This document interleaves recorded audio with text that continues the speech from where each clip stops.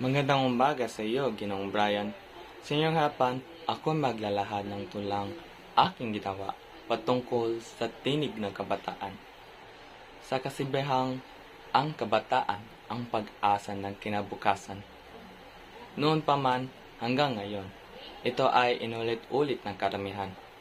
Bakit kaya kapag ang kabataan ang magsalita, ang pananaw ng iba, sila'y nagiging masama?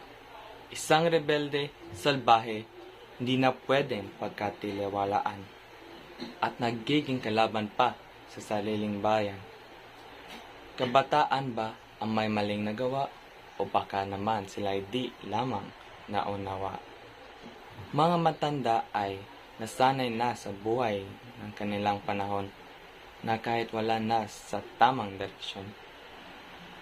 Bakit kapag kami nagsalita, halos minamali na?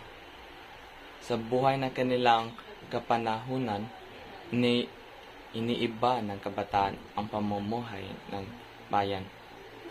Wala na ba tayong ipatutupad kung wala na tayong awtoridad?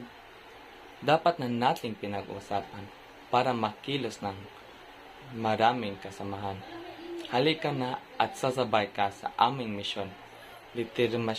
Determinasyon, aaksyon na ngayon. Tayo magsama-sama, magkaisa, magtulungan upang mabago ang landas ng kinabukasan. Ito na ang huli kong salita. Pinipahuli ang lahat. Mga kabataan, tayo mangarap, magsikap, maging matapang at malakas. Lumaban sa problemang kinaharap, pangakong di masisira ang mahal na bayan.